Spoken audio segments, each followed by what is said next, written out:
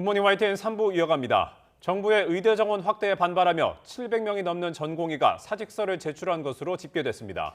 이른바 빅5 대형 병원 전공의들은 오늘까지 전원 사직서를 내고 내일부터 진료 중단을 예고해 정부는 엄정 대응할 방침입니다. 먼저 최기성 기자가 전해드립니다. 대한전공의협의회는 주요 대형 병원 5곳 전공의 전원이 사직서를 내고 내일 아침 6시부터 근무를 중단하기로 했다고 밝혔습니다. 대형 병원 5곳에만 전체 전공의 21%가량인 2,700여 명이 소속돼 있어 한꺼번에 떠날 경우 진료 공백이 불가피합니다. 제출 시한인 오늘까지 얼마나 많이 사직서를 낼지는 아직 예상할 수 없습니다. 최근 집계치인 16일 자료를 보면 모두 23개 병원에서 715명이 사직서를 냈고 수리된 사직서는 없습니다. 정부는 실제 근무하지 않은 103명에게 업무 개시 명령을 내렸고 3명이 복귀하지 않았습니다. 의대생 역시 전공의가 일손을 놓기로 한 날 집단 휴학 등으로 가세할 계획입니다. 대한의사협회 비상대책위원회도 정부를 상대로 총력투쟁을 선언했습니다. 어쨌든 전공의들 사직서를 내겠다고 그러고 있는 거고, 교수들이 이미 당직 스케줄을 짜서 돌고 있거든요, 이게. 본인은 못 버티는 상황이 되게 되면 우리도 사표 내고 나가야 되는 거 아니냐, 이런 얘기들이 지금 있어요. 이에 따라 의협은 오는 25일 규탄대회를 열고 회원 10만여 명을 대상으로 투표를 진행할 예정입니다. 무기한 파업 같은 투쟁 시작과 종료 시점을 투표로 결정할지 말지를 묻는 방식입니다. 이 같은 의사단체 집단행동 움직임에 정부는 합리적인 대화의 장으로 나와달라면서도 업무 개시 명령 등 법적 대응을 예고했습니다. 전공의 분들이 실제 집단 행동에 들어갈 경우에는 정부는 국민의 건강과 생명을 지키기 위해서 법에 부여된 의무에 따라 가지고 필요한 조치를 취하도록 하겠습니다. 정부는 업무 개시 명령 뒤 복귀했다 다시 근무하지 않는 경우를 막기 위해 전공의 근무 상황을 매일 보고하라고도 명령했습니다. 또 집단 행동이 현실화할 때를 대비해 전국 400곳 응급의료기관을 중심으로 비상 진료 체계를 운영하겠다고 설명했습니다. YTN 최기성입니다. 정부의 의대 정원 확대에 반발하는 전공의들의 사직이 잇따르는 가운데 세브란스 병원 소아청소년과 등 일부 진료 과목 전공의들이 오늘부터 사직서를 제출하고 근무를 중단하기로 했습니다. 세브란스 소아청소년과의 한 전공의는 오늘 소아청소년과 1년 차에서 3년 차의 사직서를 전달하고 아침 7시부터 파업에 들어간다고 말했습니다. 이에 따라 세브란스 병원은 수술실 운영 관련 공지를 내고 내일 예정된 수술의 절반 이상을 취소하기로 했습니다. 의대 정원 확대에 반발하는 의료계 집단 행동이 가시화한 가운데 간호사를 포함해 의료기관과 복지시설 노동자들이 소속된 보건의료노조가 범국민 행동에 나서자고 대안했습니다. 보건의료노조는 어제 국민 생명이 위협받아선 안 된다며 의사들의 집단 진료 중단을 막기 위해 항의와 호소 메시지를 보내는 동시에 국민 촛불 행동을 진행하자며 대국민 호소문을 발표했습니다. 보건의료노조는 응급실과 수술실, 중환자실 등에 종사하는 의사들의 진료 중단은 국민을 죽음으로 내모는 행위라며 집단 행동을 하더라도 노조 파업 때처럼 필수 업무는 유지해야 한다고 주장했습니다. 보건의료노조는 의대 증원이 필수 의료와 공공의료 붕괴를 막기 위한 국가적 과제고 국민의 요구라고 강조했습니다. 정부는 의료계의 집단 행동 움직임에 대해 실제 행동으로 이어져 의료 공백이 벌어지면 그 피해는 고스란히 국민에게 돌아간다며 자제를 호소했습니다. 한덕수 국무총리는 어제 의료계 집단 행동 관련 대국민 담화를 통해 집단 행동으로 인한 의료 공백은 국민의 생명과 건강을 볼모로 삼는 있어서는 안 되는 일이라고 강조했습니다. 이어 필수 의료와 지역 의료를 살리기 위한 의료 개혁은 더는 늦출 수 없는 시대적 과제라며 의대 정원 확대도 더 미룰 수 없다고 밝혔습니다. 한 총리는 의사들을 향해 의료사고 처리 특별법을 제정해 의료사고 안전망을 구축하고 필수 의료의사들이 합당한 보상을 받을 수 있게 2028년까지 10조 원 이상을 투입해 필수 의료 수가를 끌어올리겠다고 약속했습니다. 의료계의 집단행동 움직임이 본격화하는 가운데 정부가 의료 현장의 공백을 최소화하기 위한 대책을 논의합니다. 한덕수 국무총리는 오늘 오전 정부 서울청사에서 의사 집단행동 대응 관계장관회의를 열 예정입니다. 한 장관은 회의에서 관계부처와 지자체, 공공병원 등의 비상진료 대책을 점검하고 원활한 비상진료체계 운영을 위한 부처별 협조를 당부할 것으로 보입니다.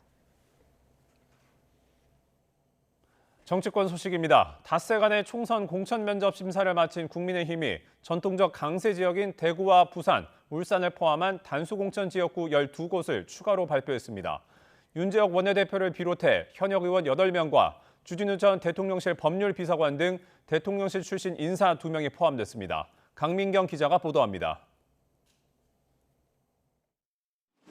국민의힘은 추가로 발표한 단수 공천 지역 12곳 가운데 8곳을 현역 의원들로 채웠습니다.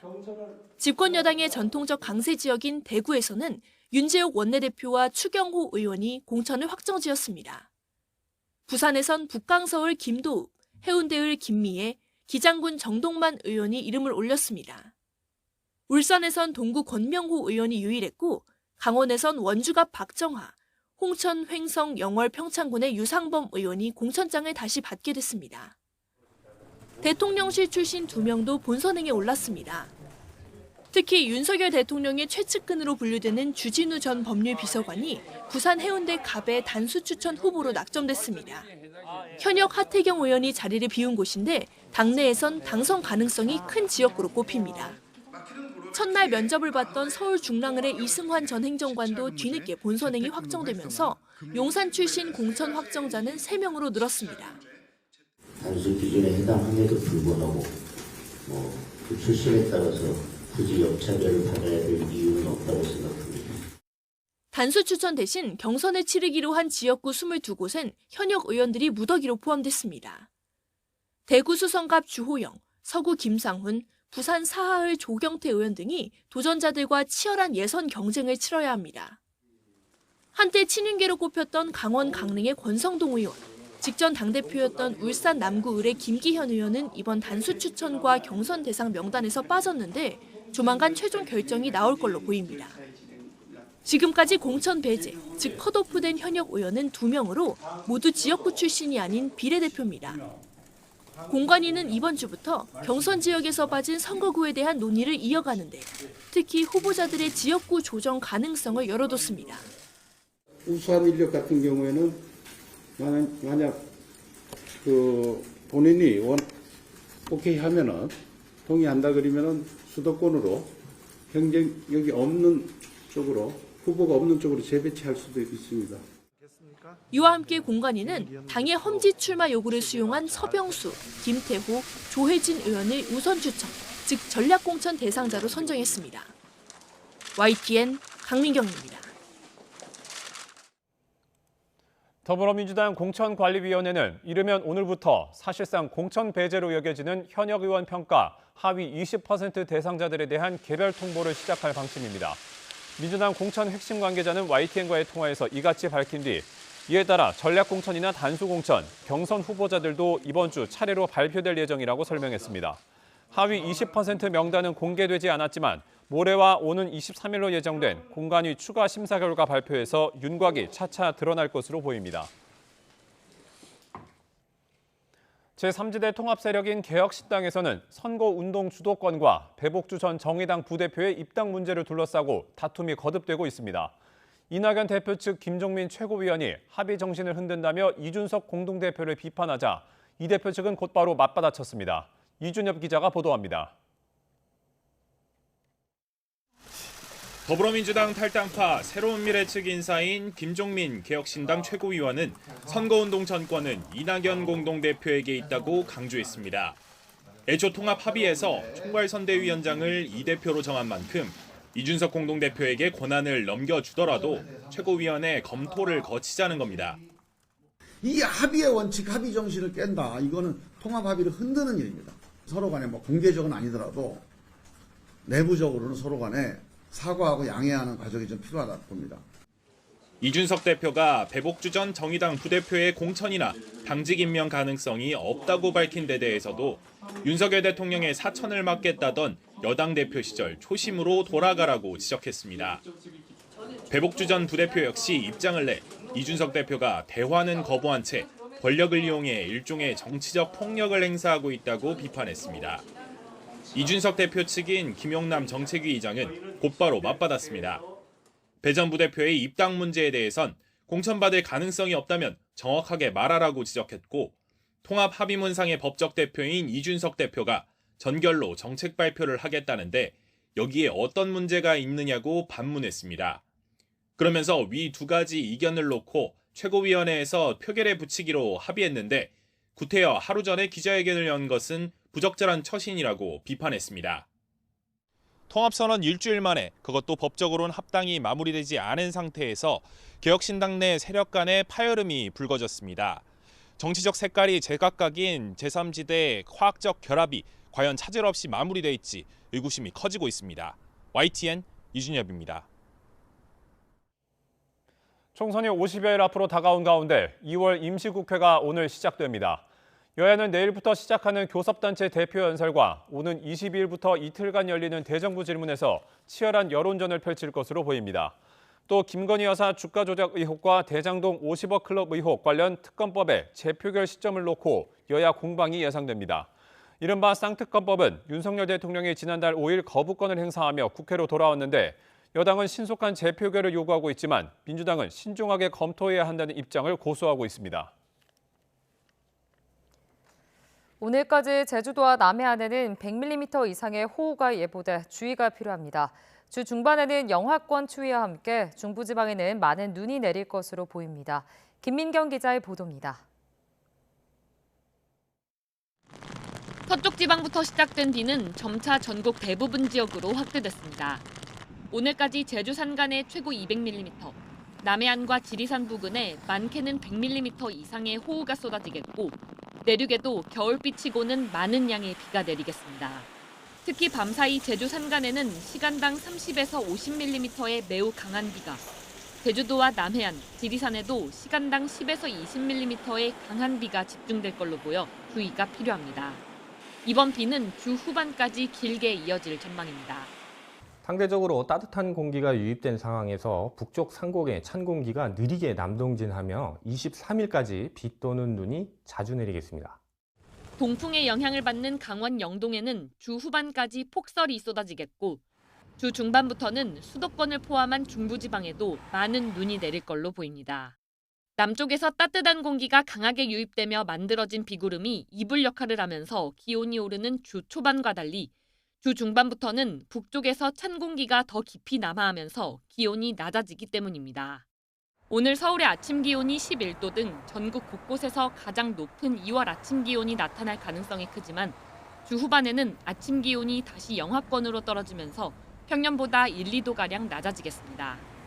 일주일 사이 일교차가 10도 이상 크게 벌어질 걸로 보이는 만큼 건강관리에 각별한 주의가 필요합니다.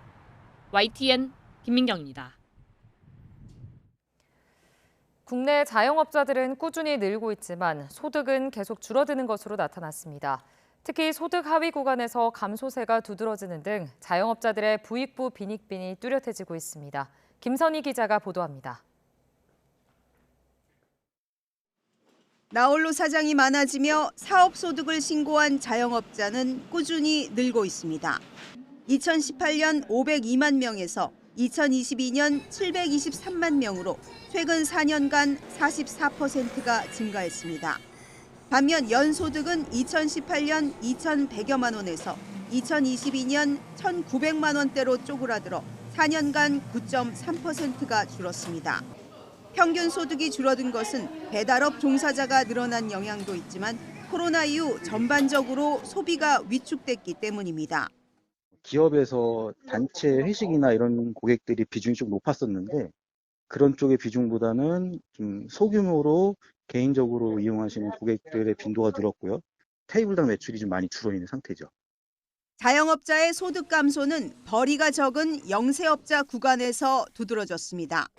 소득 하위 20%의 평균 소득은 2018년 180만 원에서 2022년 70만 원으로 61%나 줄었습니다. 반면 상위 20%는 같은 기간 7,630만 원에서 7,290만 원으로 4.5% 감소에 그쳤습니다. 상위 0.1%의 평균 소득은 16억 3천만 원에서 16억 9천만 원대로 오히려 3.6% 늘었습니다. 부익부 빈익빈 현상이 뚜렷한 겁니다. 자영업자뿐만이 아니라 일반 소득자 같은 경우에도 부의 불평등 또는 재산 불평등이 상당히 심화된 상황이라고 볼 수가 있겠습니다. 자영업자로 한정해놓고 보면은 불평등이 상당히 이제 심해져 있는 부분이라고 할 수 있죠. 설상가상 고금리 고물가가 계속되며 자영업자들의 빚 부담은 커지고 있습니다. 지난해 카드론 대환대출 잔액은 1년 사이 50% 늘어났고 다중채무자들의 연체액도 역대 최대치를 기록했습니다. YTN 김선입니다.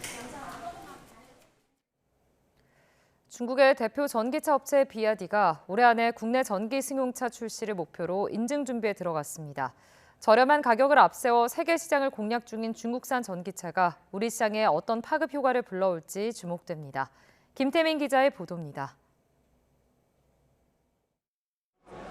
일찌감치 내연기관을 건너뛰고 전기차에 집중해온 중국 업체들이 최근 눈에 띄는 성과를 내고 있습니다. 중국의 대표 전기차 업체인 비아디가 지난해 4분기 판매량에서 미국의 테슬라를 앞지른 것이 대표적입니다. 내수 비중이 컸던 중국산 전기차는 이제 세계 시장 공략에도 속도를 내고 있습니다. We have a 20 to 30% market share at this moment. I think in 2025 for EV only, at least we have a 50% market share. 최대 강점은 저렴한 가격입니다.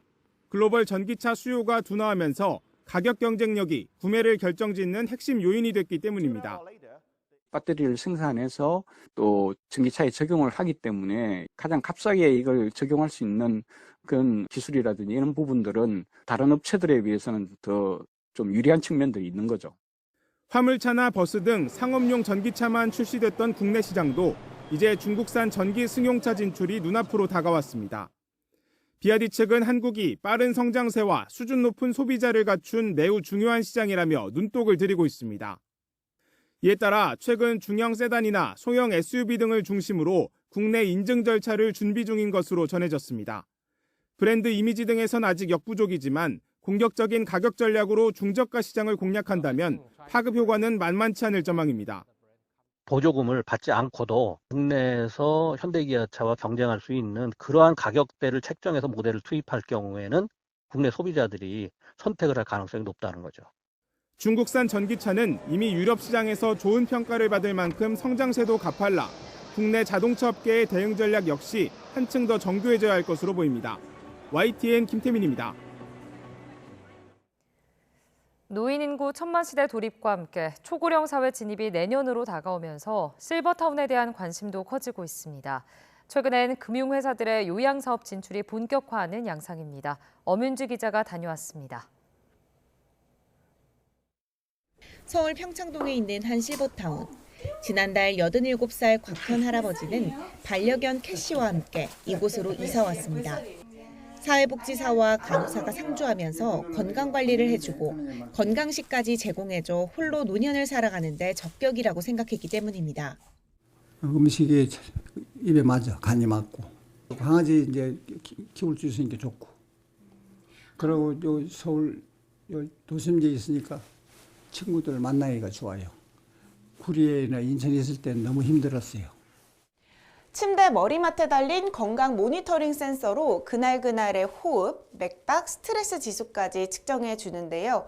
긴급 상황 발생 시 신속히 대처할 수 있도록 이렇게 동작 감지 센서, 그리고 응급콜 버튼도 곳곳에 배치돼 있습니다. 여기에 어르신들을 위한 맞춤 부대 시설부터 도심 내 접근성까지 좋아 문의 전화가 쏟아지고 있습니다. 이 실버타운 운영자는 한 금융그룹. 지금까지 병원이나 재단, 종교단체에서 운영해왔던 것을 고려하면 이례적입니다. 요즘은 이런 도심 속에서 생활이나 이런 의료 인프라가 잘 되어진 곳에 설립하는 게 추세입니다. 혼자 계신 것보다는 이렇게 단체 생활을 통해서 이렇게 생활하시는 만족도가 더 높다고. 이처럼 인구 고령화가 가속하면서 금융권의 요양사업 진출도 본격화하는 양상입니다. 최근에는 보험업권을 중심으로 관련 TF를 꾸리거나 요양시설 설립을 준비하는 등 어르신 대상 사업이 활발하게 추진되는 추세입니다. 금융권으로서는 이미 확보된 고객들을 활용해 실버 사업으로 영역 확장에 나서겠다는 전략입니다. 요 60대 실버가 특히 VIP 고객의 범위 안에 들어가는 고객들 그 비율이 굉장히 높기 때문에 이 사람들을 대상으로 해서 어떠한 사업을 시작할 그런 계기가 충분히 있다 이렇게 생각이 드는 거죠. 자식 도움 없이 스스로 편안한 노후를 보내겠다는 수요가 끊이지 않는 만큼 관련 사업을 향한 금융권 진출은 더욱 활발해질 전망입니다. YTN 엄윤주입니다.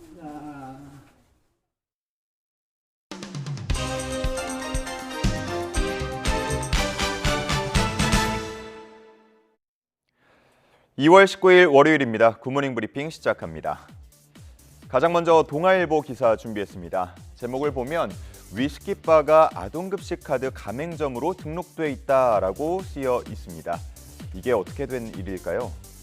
아동급식 카드는 기초생활수급자나 한부모 가정 등 결식이 우려되는 아동과 청소년에게 지급되는 일종의 급식 카드입니다. 끼니당 9,000원씩 하루에 3끼니까 총 27,000원을 사용할 수 있습니다. 그래프에는 전국에서 사용 가능한 가맹점 숫자가 나와 있는데요. 중간에 있는 2020년을 이후로 크게 늘어난 걸 확인할 수 있습니다. 2020년 이전에는 따로 신청을 받아서 심의를 거쳐 등록했는데 그러다 보니까 가맹점이 너무 적어서 카드를 이용하기 어렵다는 지적이 있었습니다. 그래서 식품위생법상 일반 음식점으로 분류된 업체를 모두 우선 등록하고 적합하지 않은 곳들을 빼기로 바꾸면서 가맹점이 이렇게 크게 늘어난 겁니다. 문제는 이 과정에서 모니터링이 잘 되지 않고 있다는 점인데 취재 결과 위스키바나 포장마차, 일본식 선술집 등에서도 사용 가능한 것으로 나타났습니다. 그리고 실제로 보호자가 대신 사용한 것으로 추정되는 사례도 적지 않은 것으로 드러났습니다. 이렇게 문제 지적이 이어지면서 주무부처인 보건복지부는 올해부터 각 시도로부터 점검 결과를 보고받기로 했는데요. 하지만 이대로 충분하지 않다는 지적도 있습니다. 기사에는 일부 부정 사용자들로 인해서 정책이 위축되거나 지원이 줄어들지 않도록 가맹점에 대한 철저한 관리가 필요하다는 의견도 실려 있었습니다. 다음은 인기가 떨어진 공직에 대한 중앙일보 기사 보겠습니다. 지금 자료가 몇 가지 보이는데요. 왼쪽 그래프를 보면 긴 그래프로 나와 있는 게 3년차 미만 퇴직자 수고요. 그 안에 진하게 나와 있는 게 1년차 미만 퇴직자 수입니다. 맨 위에 있는 2018년과 비교했을 때 가장 아래에 있는 2022년 각각 2배에서 3배 정도 증가한 것을 볼 수 있습니다. 최근 9급 공무원 경쟁률이 공직 인기가 떨어지면서 30여 년 만에 최저치를 나타냈는데요. 지원자는 줄고 퇴직자는 늘면서 인기가 갈수록 떨어지고 있다는 게 확인되고 있습니다. 그 배경에는 부실한 처우와 경직된 조직 문화 그리고 악성 민원이 꼽힙니다. 2022년 기준 민간 기업 대비 공무원의 보수는 83%까지 떨어지면서 역대 최저 수준을 보였고요. 자연재해라도 생기면 밤낮 가리지 않고 공무원이 투입되기 때문에 딱히 워라밸이 좋다고 느끼지도 않는다고 합니다. 거기에 각종 악성 민원을 처리하기도 힘든데 때로는 개인이 책임까지 져야 할 때가 많아서 스트레스는 늘고 자존감은 갈수록 떨어진다고 합니다. 결국 정부와 지자체는 이른바 MZ 공무원들을 잡기 위해서 대책 마련에 나서고 있는데요. 9급 초봉을 3천만 원 이상으로 높였고 인사철 떡 돌리기나 휴가자 눈치 주기 등 불합리한 관행도 없애고 있습니다. 또 공직 지망자를 그냥 기다리기보다는 고등학교나 대학교를 찾아서 직접 홍보한다고 하는데요. 과연 그 효과가 얼마나 될지 앞으로가 주목됩니다. 다음은 한겨레의 기사입니다. 모호한 일반 쓰레기와 음식물 쓰레기 기준에 대한 기사입니다. 아마 시청자분들도 버릴 때 헷갈릴 때가 있을 것 같은데요. 파인애플 껍질, 일반 쓰레기로 버려야 할까요? 아니면 음식물 쓰레기로 버려야 할까요? 보통 딱딱한 과일 껍질은 일반 쓰레기로 버려야 합니다. 그런데 수박 껍질은 어떨까요? 딱딱한 과일 껍질이긴 하지만 잘게 다져서 음식물 쓰레기로 버리도록 되어 있습니다. 그리고 지역별로 기준이 다른 경우도 있습니다. 바나나 껍질의 경우 서울에서는 음식물 쓰레기로 버려야 하지만 전북 군산에서는 일반 쓰레기로 버리도록 되어 있습니다. 또 닭뼈나 생선뼈는 어떨까요? 서울에서는 일반 쓰레기로 버리면 되지만 강원 춘천에서는 음식물 쓰레기로 버려야 합니다. 제가 말하면서도 다 헷갈릴 정도인데 이렇게 일관성 없는 분류 기준 탓에 혼선이 커지고 있습니다. 환경부에 따르면 종량제 본투에 잘못 섞여 배출되는 생활 폐기물이 5년 사이에 30% 가까이 늘어난 것으로 나타났습니다. 그럼에도 환경부 측은 폐기물 관리는 지자체 소관 업무이기 때문에 정부 차원에서 통일된 기준을 만들기는 어렵다고 말하고 있습니다. 대신에 올 상반기 중 음식물 쓰레기 분쇄기 규제 완화 시범 사업에 착수할 예정인데요. 일각에서는 국내 하수 처리장이 음식물 찌꺼기가 들어오는 걸 전제로 설계된 것은 아니기 때문에 분쇄기를 확대 설치한다면 하수 처리장의 과부하가 올 수 있다고 우려하고 있습니다. 자, 마지막으로 명동 쓰레기 문제를 다룬 조선일보 기사 보겠습니다. 최근 증가하고 있는 외국인 관광객 덕에 명동 상권이 되살아나고 있다는 소식 들려옵니다. 그런데 코로나 이전에도 문제가 되던 쓰레기 무단 투기가 여전히 해결되지 않고 있는 것으로 나타났습니다. 지금 사진이 2장 나와 있는데요. 오른쪽이 2015년 명동의 모습이고 왼쪽이 올해의 상황인데요. 크게 나아지지 않고 있는 모습 확인할 수 있습니다. 중구청에 따르면 현재 명동 관광특구에는 총 28개의 쓰레기통이 배치돼 있다고 합니다. 하지만 관광객이 주로 다니는 동선을 보니까 단 3개밖에 설치돼 있지 않았습니다. 그러다 보니 쓰레기를 무단 투기하게 되는 건데 환경미화원이 활동하지 않는 밤 시간이 되면 치우지 않는 사람이 없어서 여기저기 쓰레기로 가득 차고 있습니다. 일부 관광객은 파출소에 들어가서 쓰레기통이 어디 있냐 이렇게 묻기도 한다고 합니다. 서울시 관계자에 따르면 올해 명동 관광특구에 신규 쓰레기통 15개를 설치할 예정이라고 하는데요. 하지만 정작 설치를 담당하는 중구청은 명동 상인회와 협의해서 위치를 선정해야 하기 때문에 시간이 보다 더 소요될 수 있다고 말하고 있습니다. 상인들이 점포 근처에 쓰레기통을 놓는 걸 꺼려하고 있고 이전에도 설치를 했다가 2, 3일 만에 철거된 적도 있기 때문입니다. 그러면서 우선적으로는 음식을 판매한 상인들이 먼저 치우는 게 맞다라고 말하고 있는데요. 취재 결과 명동 일대 노점상 중에서 손님용 쓰레기 봉투나 쓰레기통을 마련한 곳은 단 한 곳에 불과했다고 합니다. 2월 19일 아침 신문 살펴봤습니다. 지금까지 굿모닝 브리핑이었습니다.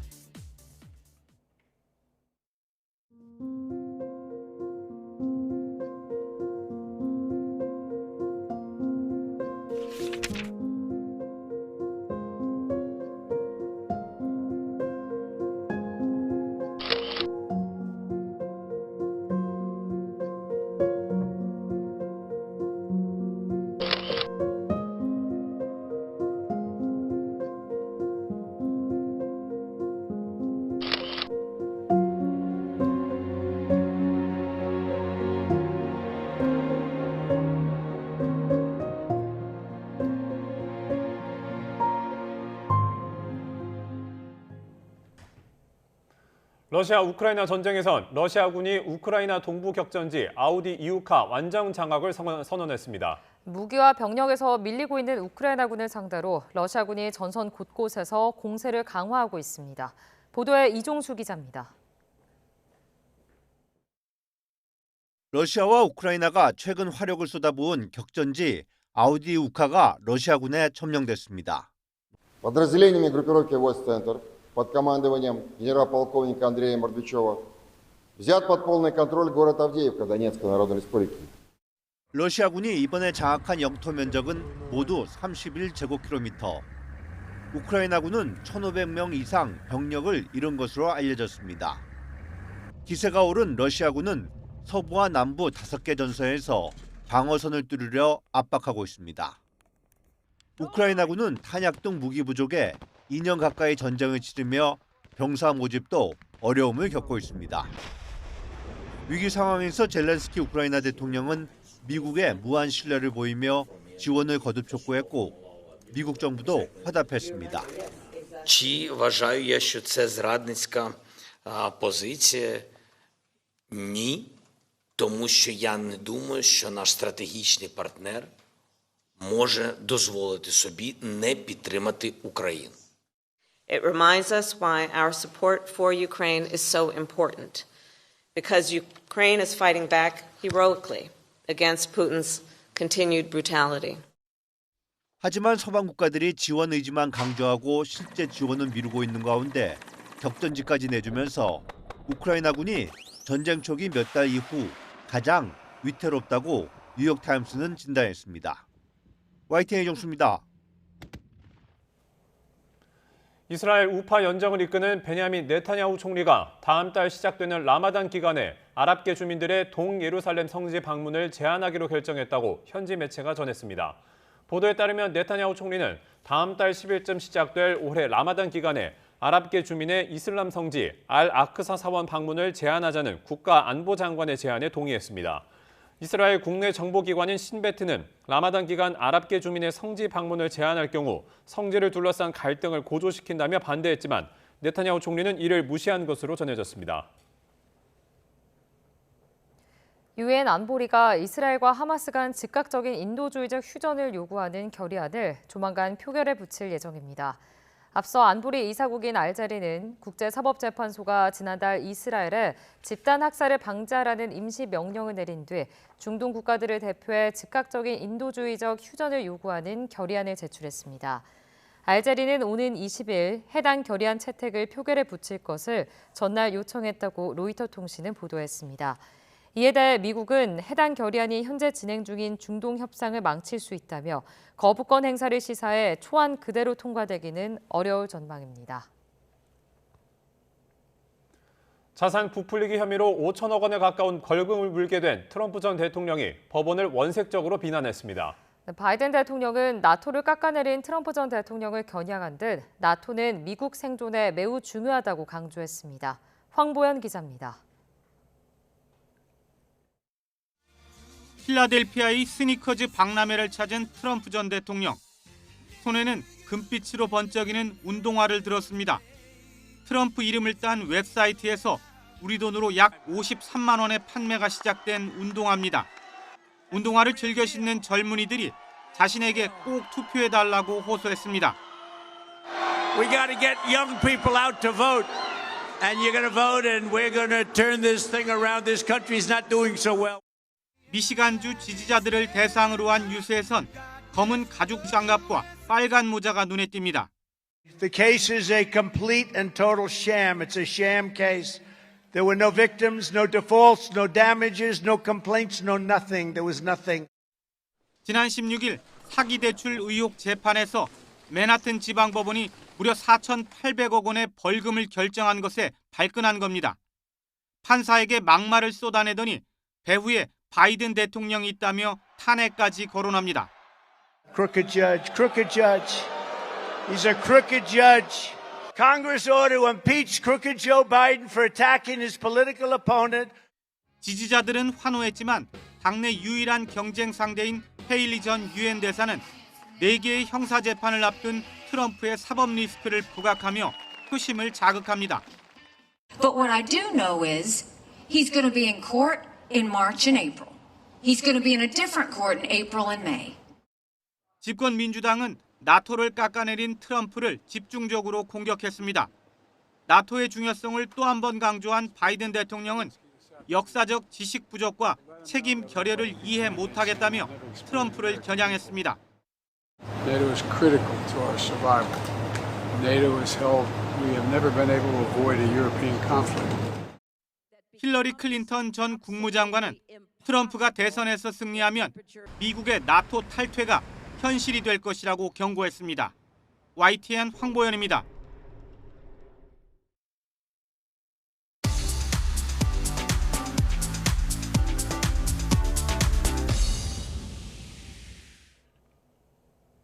경제 소식을 빠르고 친절하게 전달해 드립니다. 오늘 굿모닝 경제는 유혜미 한양대학교 경제금융대학 교수와 함께합니다. 교수님 어서 오세요. 어서 오십시오. 교수님, 오늘은 부동산 관련 이야기를 좀 집중적으로 해보겠습니다. 먼저 국내 상황을 좀 볼 텐데 이제 봄 이사철이 다가왔거든요. 이제 좀 전세 계약이 좀 늘어나고 있다고요? 예, 그렇습니다. 이 봄은 원래 이제 계절적으로 이사 수요가 많은 때고요. 또 새 학년이 시작하기 전에 학군지로 이사가 이제 많이 몰리는 시즌이기 때문에 전세값이 이제 따라서 조금씩 상승하고 있는 상황입니다.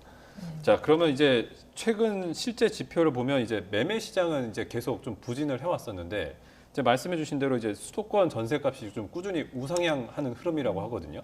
이게 좀 괴리가 좀 생기는 건데 여기에 대해서 좀 어떻게 보십니까? 어떤 이유가 있다고 보십니까? 예, 이제 전셋값이 상승을 한 거는 사실은 좀 시기가 좀 됐습니다. 지난해 5월 말부터 지금 뭐 9개월째 계속해서 전셋값이 상승을 하고 있는데 특히 이제 지금 최근 들어서 상승세가 조금 더 두드러지는데요. 올해 들어서만 봐도 전국으로는 이제 전셋값이 0.11% 올랐고요. 근데 수도권은 전국에 대비해서 좀 더 많이 올라서 0.39%, 36% 올랐습니다. 이렇게 전셋값이 수도권 중심으로 해서 많이 오르는 것은 특히 아파트 중심으로 더 많이 오르고 있는데요. 몇 가지 이유가 있습니다. 일단 뭐 계절적인 것은 항상 이제 일어나는 일일 텐데요. 그거에 덧붙여서 그 작년에 이제 전세 사기가 굉장히 많이 있었지 않습니까? 예. 따라서 빌라 지역에 대한 수요가 좀 줄어들고 이제 아파트 전세 수요가 좀 많이 늘어나고 있거든요. 그래서 아파트를 중심으로 해서 전세값이 좀 더 상승하고 있는 그런 영향이 있고요. 여기에 이제 1월 29일부터 출시된 신생아 특례 대출이라고 이제 말씀을 많이 들어보셨을 텐데 이게 단순히 주택 구매에만 사용할 수 있는 것이 아니라 전세 대출에도 활용을 할 수가 있거든요. 그러니까 저리의 전세자금 대출이 이제 사용 가능하다 보니까 또 이것 때문에 전세 수요가 늘어나는 측면도 있고요. 또 가장 중요한 부분은 아무래도 이제 입주 물량과 관련된 부분인데 서울 지역 그리고 이제 수도권 지역의 입주 물량이 최근에 많이 줄어들었습니다. 그래서 이제 서울 신축 아파트 입주 물량을 보면 지난해에는 32,879가구가 이제 입주 물량이 있었는데 올해는 지금 11,422가구가 이제 예정이 되어 있거든요. 예. 따라서 입주 물량이 많이 줄어들면 이거에 따라서 좀 공급이 줄어들기 때문에 또 전세값이 상승하게 되는 그런 영향이 있습니다. 그래서 이런 여러 가지 이유로 전세값이 지금 상승을 하고 있고 당분간 좀 더 상승을 할 것으로 예상이 됩니다. 지금 뭐 말씀하셨듯이 올해 서울 아파트 입주 물량이 좀 부족하다는 점이 불안 요인으로 꼽히고 있는데 그렇다면 이제 물량 부족 이 부분이 전세값 상승 압력을 줄 좀 가능성에 대해서는 앞으로 좀 추후에도 어떻게 보고 계세요, 교수님? 예, 아까 말씀드렸다시피 이제 신축 아파트 입주 물량이 올해 예. 이제 줄어들지 않습니까? 예. 작년에 대비해서. 그런데 이게 어떤 효과가 있는 거냐면요. 일단 신축 아파트가 공급이 되면 이 중에 전부 다 이제 자가로 입주를 하시는 것은 아니잖아요. 예. 그러니까 상당 부분이 전세 물량으로 공급이 되는 거거든요. 그리고 자가로 입주를 하시는 경우에도 그럼 그 이전에 거주하던 이제 아파트나 이제 주택이 또 전세 물량으로 공급이 되면서 전세 물량의 공급이 늘어나게 되는데 신축 아파트 입주 물량이 크게 줄어드니까 이런 양방향의 전세 공급 물량이 줄어들게 되면서 전세값을 좀 더 끌어올리는 그런 영향이 있는 거죠. 따라서 입주 물량이 이제 줄어드는 것이 당분간 계속된다면 전세 가격도 따라서 계속해서 오를 것으로 생각이 됩니다. 자, 그런데 이제 이런 가운데 이제 전세가 이제 주택 시장 안정을 위한 규제, 뭐 이를 들면 집값 안정이라든지 뭐 이런 규제 이런 것들을 위한 규제를 좀 우회하는 통로로도 활용되고 있다는 지적도 나오고 있다고 하거든요. 요거는 좀 어떤 내용입니까, 교수님? 네, 그렇습니다. 최근에 발표된 금융연구원의 이제 보고서인데요. 우리나라에만 있는 이제 독특한 제도가 바로 전세 제도라는 것인데 이 전세 제도를 활용해서 사실은 자가를 많이 이제 마련하시거든요.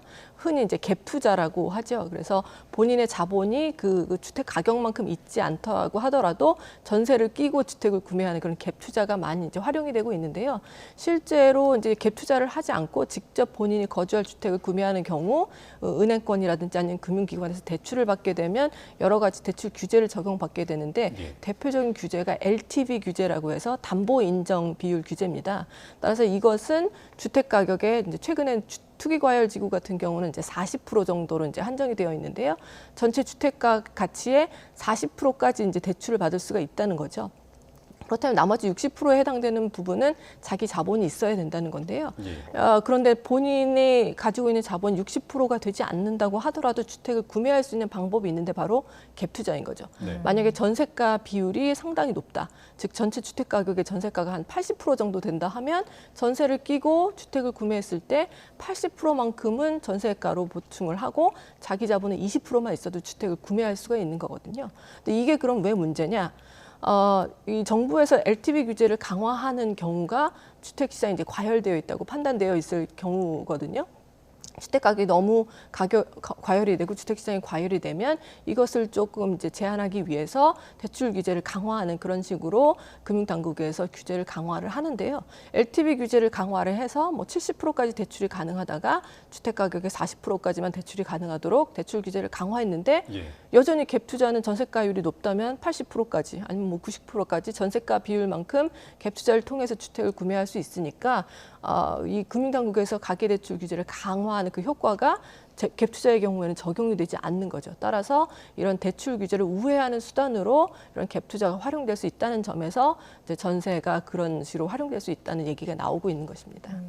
그 전세라는 제도가 우리나라가 좀 유일한 제도잖아요. 그러니까 전세 제도에 대한 의존도를 좀 낮춰야 한다 이런 지적은 끊임없이 나오고 있는데 해외 사례랑 비교를 그러니까 부동산 제도와 비교를 해봤을 때 그럼 우리나라에는 좀 어떤 방법이 있을까요, 교수님? 뭐 우리나라에만 있는 독특한 제도니까요. 예. 그 전세를 좀 이제 줄이기 위한 방법도 이제 그런 부분을 고려를 해서 이제 생각을 해봐야 될 텐데요. 뭐 여러 가지 이제 규제를 도입을 할 수가 있을 텐데 일단은 전세 자금 대출이 현재 DSR에 예외 적용이 되고 있습니다. 따라서 이 부분이 항상 이제 지적이 되었고 따라서 이 부분 때문에 이제 전세 자금 대출이 활발하니까 전세 자금을 구입하기 쉬우니까 이런 전세를 끼고 주택을 구매하는 것도 쉬워지는 것이거든요. 따라서 이제 금융당국에서 최근에 DSR 규제를 전세 대출에도 좀 확대 적용하겠다라고 했는데 모든 경우에 적용하는 것은 아니고 유주택자에 한해서 뭐 이자 상환 부분을 이제 고려하겠다는 건데 이걸 좀 더 확대 적용하는 것도 한 가지 방법이 될 수가 있겠고요. 그다음에 주택 가격 대비해서 전세가의 비율이 너무 높은 경우에는 뭐 이제 그 주택을 구매할 때 아니면 이런 전세가율이 이제 높을 때는 주택담보대출이 아니라 그 전세 자금 대출에 대해서 좀 더 높은 가상금리를 적용한다든지 해서 전세가 조금 덜 매력적으로 만드는 것이 결국엔 전세 수요를 좀 줄이는 그런 방안이라고 볼 수가 있겠습니다.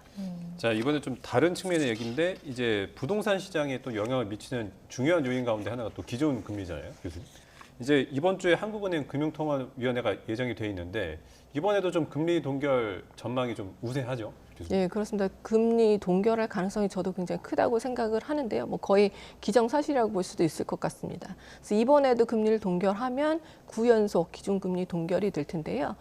일단 왜 그런 전망을 하게 되냐면 뭐 몇 가지 이유가 있는데요. 첫 번째는 물가 측면입니다. 기준금리를 그동안 올려왔던 게 물가를 잡기 위한 것이었으니까 그럼 물가가 잡혔는지 보면 사실은 뭐 지난 1월 달에 CPI 같은 경우는 2.8%가 나왔기 때문에 물가가 목표치가 2%인데 2%대로 들어왔으니까 그래서 비교적 안심할 수 있는 게 아니냐라고 생각을 할 수 있을 텐데요. 지금 최근에 미국 상황도 보면 물가가 계속해서 떨어지다가 물가 상승률이 떨어지다가 최근에 CPI가 깜짝 반등을 했거든요. 그러니까 우리가 그 물가 목표치에 아주 근접할 때까지는 안심할 수 없다는 부분이 있고요. 거기에 환율이라든지 아니면 국제 유가 같은 것들이 우리나라 물가에 미치는 영향이 상당히 큰데 환율은 지난해만 하더라도 올해 한 1,200원대로 하락할 것이라고 전망이 우세했었는데 지금 1,300원대 초반에서 떨어지지를 않고 있거든요. 따라서 환율 때문에 수입 물가가 상승할 가능성 그런 것을 배제할 수가 없고요. 국제 유가도 워낙에 이제 국제 정세가 불안하다 보니까 언제 다시 또 올라갈지 알 수 없는 상황이기 때문에 물가 부분에서도 여전히 안심할 수는 없는 상황이다라는 게 첫 번째고요. 두 번째는 이제 금융 안정과 관련해서 지금 부동산 PF의 연체율이 상당히 이제 많이 올라가고 있고요. 최근에 이제 태영건설 사태도 있었고요. 따라서 이런 부분에서도 안심할 수가 없고 거기에 가계대출이 고금리가 계속해서 지속되고 있음에도 불구하고 좀처럼 증가세가 꺾이지가 않고 있거든요. 따라서 금리를 인하했을 때 이런 부분들이 좀 더 자극될 우려 이런 것들을 고려하면 당분간은 그래도 고금리를 유지하면서 금리를 동결할 것으로 전망이 되고 있습니다. 교수님 그러니까 이제 물가 상승률도 여전히 높고 또 상반기에 미국의 기준금리를 인하할 것이다라는 가능성이 점점 작아지고 있는 상황이잖아요. 그럼 우리나라도 기준금리 인하 시점이 좀 더 미뤄질 가능성에 대해서 교수님 어떻게 보십니까? 네, 그렇습니다. 지금 현재 한국은행의 금리 인하 이제 시점은 한 3분기 정도로 보고 있는데요. 미국에서도 지금 2분기 금리 인하 가능성이 점점 낮아지고 있고 3분기 정도에 시작될 것으로 보이는데 우리나라 같은 경우도 금리 인하 시점은 미국의 금리 인하 아마 이후가 될 것으로 보이기 때문에 3분기 정도로 전망을 하고 있습니다. 그런데 뭐 갑작스러운 어떤 사태가 벌어지지 않는 한 3분기 정도로 보고 있고요. 그래서 이제 당분간은 고금리가 좀 더 유지될 것으로 예상을 하셔야 될 것 같습니다. 자, 이제 미국 시장 얘기 나왔으니까 좀 미국의 부동산 얘기도 좀 해봐야 될 것 같은데요. 이 상업용 부동산 관련해서 좀 부실 우려가 커지고 있다고 해요. 일단 상업용 부동산이 어떤 건지 좀 간단하게 설명 좀 해주시죠. 예, 부동산을 크게 이제 주거용 부동산과 상업용 부동산으로 나눌 수가 있는데요. 주거용 우리가 이제 거주하는 주택이나 아파트 같은 것을 말하고요. 상업용 부동산은 이제 오피스텔이라든지 뭐 호텔 호텔, 공장, 뭐 아니면 소매업계에 있는 그런 상가들, 뭐 이런 것들을 우리가 이제 상업용 부동산이라고 합니다. 그래서 상업용 부동산에서는 임대 수익이 상당히 이제 중요하게 되는 거죠. 근데 이 상업용 부동산이 이제 부실화되고 있다는 그런 징후들이 나타나고 있는데, 특히 해외 상업용 부동산, 뭐 미국이라든지 뭐 유럽 지역의 상업용 부동산에 투자했던 국내 금융기관들이 지금 손실을 우려하고 있는 상황이라서 지금 주목이 되고 있습니다. 교수님, 그 우리나라 금융회사의 그 해외 부동산 위험 노출액이 특히 미국이나 북미 쪽으로 노출액이 좀 만만치 않은 수준이라고 제가 알고 있는데 지금 어떤 상황인 거예요? 예, 지금 시중 5대 은행, 그리고 그 은행의 금융그룹의 이제 해외 부동산 이제 노출도를 살펴봤더니 지금 한 20조 4천억 원 정도 된다고 합니다. 그래서 해외 부동산에 대해서 뭐 펀드라든지 아니면 직접 대출한 것 이런 것들을 이제 포함하면 20조 한 4천억 원 정도 된다고 하는데요. 특히 북미 지역, 뭐 미국이나 캐나다 같은 경우가 되겠죠. 여기에 이제 노출된 정도가 한 55%, 그래서 한 11조 4천억 원 된다고 하거든요. 그래서 이 지역의 이제 부동산 경기, 특히 상업용 부동산의 경기가 어떻게 되는지가 상당히 중요한데, 최근에 이제 미국의 공실률이 상당히 높습니다. 그 상업용 오피스의 공실률이 지난 4분기에 한 18%대 후반까지 치솟았거든요. 올해는 이게 한 19.8%까지도 올라갈 수 있다고 얘기를 하는데, 즉 5채 중에서 1채 정도는 비어 있다는 것이니까 이 공실률이 상당히 높아서 임대 수익의 차질이 빚어지고, 그렇다면 이 해외 부동산에 투자한 것에서 상당한 손실이 날 수 있는 그런 상황입니다. 자, 그러면 좀 걱정이 되는 게, 일단 미국 금융기관들의 부실이 지금 확산할 가능성이 좀 걱정이 되고, 또 2차로는 우리나라 금융기업들이 그 투자한 상업용 부동산들이 부실해서 이제 직접적으로 타격을 입게 되는 게 좀 걱정이 되는데, 이게 좀 전반적인 금융 시스템의 위기로 번질 가능성은 좀 어떻게 보고 계십니까? 일단은 전반적인 시스템 위기로 번질 가능성에 대해서는 그렇게 높지는 않다고 보고 있는데요. 최근에 그 미국 상업용 부동산의 이런 부실화와 관련해서 뉴욕 그 커뮤니티 뱅크가 주가가 크게 폭락을 하는 그런 사태가 있었죠. 그러면서 시스템 위기로 이것이 전이되는 것이 아니냐 하는 그런 우려도 있었는데요. 이게 미국에서 이제 지난해 있었던 실리콘밸리 은행의 사태와는 조금 이게 결이 다르고, 이 뉴욕 커뮤니티 뱅크의 좀 더 특수한 상황, 그래서 그 포트폴리오가 어떤 특정 부분에 집중되어 있었던 것이 이런 부실의 우려를 키운 것이지, 이것이 전체적으로 시스템 전체로 위기로 확산될 가능성은 상당히 낮다는 것이 전문가들의 의견입니다.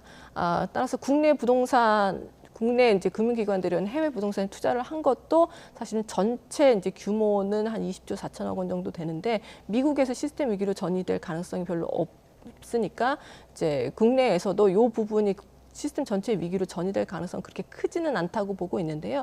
일단 이것으로 이제 발생한 손실에 대해서 국내 금융기관들이 상당한 수준의 대손 충당금도 쌓아 놓았고요. 그리고 이제 추가적인 이제 투자는 이제 지금 하지 않는 그런 분위기입니다. 따라서 이 부분이 빨리 정리되기를 지금 기대를 하고 있습니다.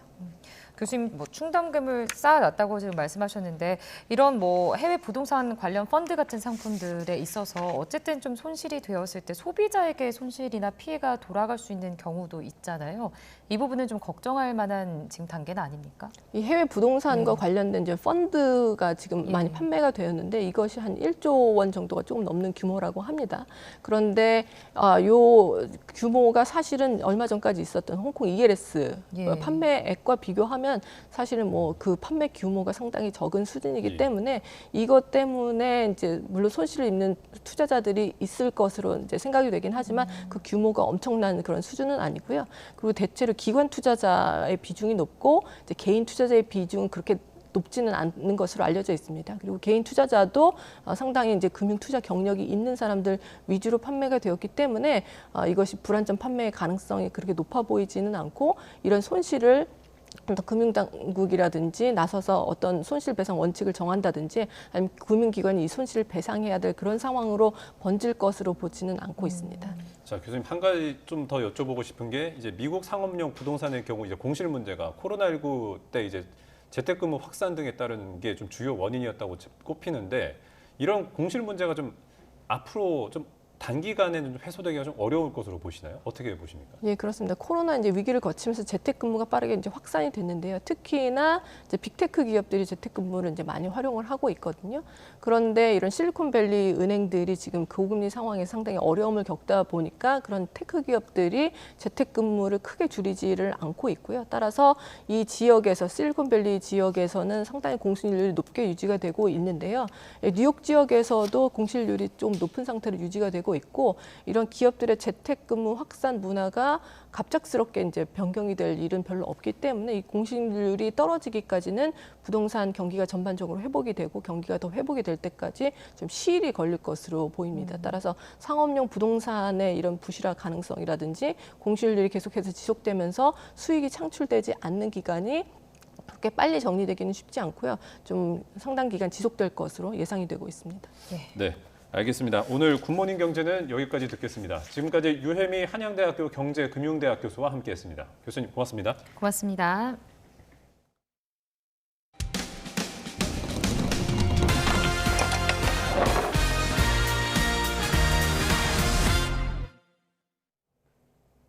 설 연휴 애견 호텔에서 지내던 반려견이 업주의 개에 물려 다치는 사고가 일어났습니다. 양측의 입장이 엇갈리면서 다툼으로 번졌는데 비슷한 물림 사고가 반복되고 있지만 관련 제도와 대책은 미비하다는 지적입니다. 윤웅성 기자의 보도입니다. 덩치 차이가 확연한 두 개가 꼬리를 흔들며 서로 엉겨붙습니다. 약간의 몸싸움을 벌이는가 싶더니 대형견이 한쪽 다리로 중형견의 몸을 누르고 물어버립니다. 물린 개의 목덜미 세 군데엔 0.5cm 크기의 이빨 자국이 선명하게 남았습니다. 설 연휴 기간에 애견 호텔에 맡겼다가 업주가 기르는 개에 공격받은 겁니다. 다른 강아지를 보거나 그러면 불안해하고 주저앉고 오줌 실수하고 CCTV 보여달라 하대. 자기가 작동법을 모른다. 지금 에러가 뜬다. 이 말만 하시더라고요. 뒤늦게 상처를 발견한 반려견 주인은 사과와 피해 보상을 요구하러 애견 호텔 주인을 찾아갔습니다. 하지만 사고 처리 과정과 보상 금액 등을 놓고 양측 입장이 엇갈리면서 개 주인들 사이에 폭행으로 번졌고 결국 고소 등 법적 분쟁으로까지 이어지게 됐습니다. 상태를 확인했는데 아무 이상이 없어서 견주한테는 그 물림 사고에 대해서는 언급하지 않았고 치료비 부분하고 그리고 위로금으로 100만 원 제시를 했습니다. 저희가 1000만 원까지는 해줄 수 없다라는. 지난달 대전에 있는 애견 호텔에서도 물림 사고로 반려견이 눈을 심하게 다치는 등 전국적으로 비슷한 사고가 일어나고 있습니다. 하지만 대책은 미흡하다는 지적이 나옵니다. 현행법상 애견 호텔을 비롯한 동물 위탁 관리업자는 개를 크기별로 나누어 관리하는 등 안전에 힘써야 하지만 이를 위반해 사고가 나더라도 과태료나 행정처분에 그칠 뿐 형사상 처벌을 받진 않습니다. 또 동물 위탁 관리업은 허가제가 아니라서 서류를 갖춰 신고만 하면 영업할 수 있다 보니 전문성이 떨어진다는 우려도 있습니다. 서류들을 잘 만들어내지만 실제로는 그 서류처럼 운영되지 않는데 신고제, 등록제로 운영되고 있는 게 좀 허가제로 바뀌면은 더 좋을 것 같고. 특히 말할 수 없는 반려견은 피해가 발생해도 경위를 파악하기 힘든 만큼 애견 호텔이 안전 기준을 잘 지키고 있는지 수시로 감독할 수 있는 인력 확충도 중요하다고 전문가들은 조언합니다. YTN 윤웅성입니다. 전남 목포에 있는 아파트에서 방화로 추정되는 불이 나 20대 남성이 숨졌습니다. 경기 수원시와 김포시 등에서는 대형 화재가 잇따랐습니다. 임성재 기자가 보도합니다. 방 안 천장과 벽, 가재 도구가 검게 그을렸습니다. 전남 목포시 산정동에 있는 아파트 3층에서 불이 난 건 어제 오후 6시쯤. 집 안에 있던 20대 남성이 의식을 잃은 채 발견돼 병원으로 옮겨졌지만 결국 숨졌습니다. 경찰은 40대 남성 A씨를 방화 혐의 용의자로 긴급 체포했고 숨진 남성과의 관계를 포함해 정확한 범행 경위를 조사하고 있습니다. 어제 오후 5시 50분쯤에는 경기 수원시 권선구에 있는 자동차 정비소에서 불이 나 2시간 반 만에 꺼졌습니다. 다친 사람은 없었지만 2층짜리 정비소 건물 한 동이 불에 탔습니다. 오늘 새벽 1시쯤엔 경기 김포시 양촌읍 하군리에 있는 물류창고에서 불이 났습니다. 불길이 커지면서 소방은 한때 담당 소방 인력 전체를 동원하는 대응 1단계를 발령했습니다. 건물 주변으로 희뿌연 연기가 가득합니다.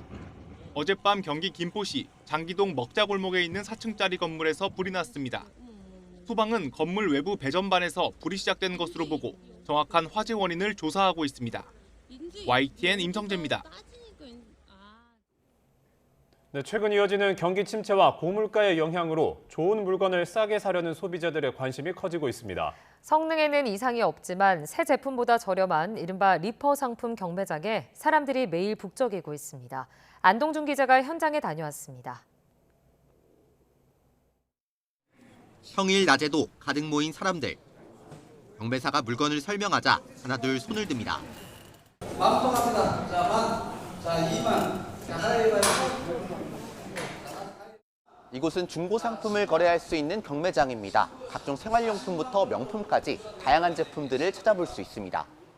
특히 인기가 많은 건 단순 변심이나 제품의 미세한 흠집으로 반품된 리퍼 상품입니다. 성능에는 이상이 없으면서 새 제품보다 훨씬 싼 가격에 구매할 수 있다는 이점 때문에 관심이 뜨겁습니다. 자주 오고 있어요. 뭐 물건도 싸고 그래서 필요한 거는 구입하러 자주 오죠. 경매장에서 직접 상품을 보고 거래할 수 있는 데다 문제가 있으면 반품도 할 수 있어 소비자들의 만족도도 높습니다. 특히 물건을 소개하는 경매사의 재치 있는 입담도 경매장을 찾게 하는 묘미 가운데 하나입니다. 오래 기다리고 있다 보니까 경매사님들이 재밌게 농담도 해주시고 이렇게 서비스도 주시고 해주시니까 재밌고. 지난 2008년 4조 원이었던 국내 중고거래 규모는 올해는 30조 원을 넘을 것으로 추정될 정도로 빠르게 성장하고 있습니다. 물가는 하루가 멀다고 오르는데 지갑 사정은 별로 나아지지 않는 데다 사용하는 데 문제만 없다면 꼭 새 제품일 필요는 없다는 인식이 늘어난 점이 원인으로 꼽힙니다. 한 번 사서 금방 이렇게 쉽게 버리고 이런 경우가 많은데 그런 것들을 다시 필요하신 분들이 또 재구매할 수 있고 이러면서 좀 순환이 되는 것 같아요, 물건들이. 경기 침체와 고물가가 이어지면서 리퍼 제품을 찾는 발길 역시 꾸준히 늘어날 것으로 전망됩니다. YTN 안동준입니다. 봄의 두 번째 절기 우수인 오늘 곳곳에 비가 내리고 있습니다. 현재 서울은 보시는 것처럼 빗줄기가 약한 편이지만 남해안과 제주도를 중심으로는 여전히 강한 비가 집중되고 있는데요. 오늘 오전까지 이들 지역을 중심으로는 시간당 20mm 안팎의 강한 비가 예상되고 있습니다. 시설물 피해 없도록 각별히 주의하셔야겠습니다. 자세한 레이더 화면부터 살펴보도록 하겠습니다. 현재 전국 대부분 지역이 비구름의 영향을 받고 있습니다. 특히 붉은색의 강한 비구름이 머물고 있는 경남 남해안에는 호우주의보도 발령 중인데요. 오늘 밤까지 경남 남해안에는 최고 60mm, 서울 등 그 밖의 지역에는 5에서 30mm의 비가 더 내리겠습니다. 비구름이 이불 역할을 하며 오늘 아침 큰 추위는 없는데요. 현재 서울 기온은 10.7도, 광주는 15도를 나타내고 있습니다. 한낮에도 서울은 12도, 대구는 21도까지 오르는 등 예년 기온을 크게 웃돌겠습니다. 오늘 밤부터 동해안에는 10cm 이상의 많은 눈이 예보됐습니다. 내일은 충청 이남 지방에 비가, 모레는 전국 곳곳에 비나 눈이 내리겠고요. 눈비가 그친 뒤에는 고온 현상도 누그러질 전망입니다. 비와 함께 바람까지 강하게 불고 있습니다. 특히 남해안과 제주도에는 강풍주의보가 발효 중인 만큼 시설물 피해와 안전사고에 각별히 주의하셔야겠습니다. 지금까지 YTN 신미림입니다. 굿모닝 YTN 마칩니다. 잠시 후 뉴스라이더가 방송됩니다. 시청해주신 여러분 고맙습니다.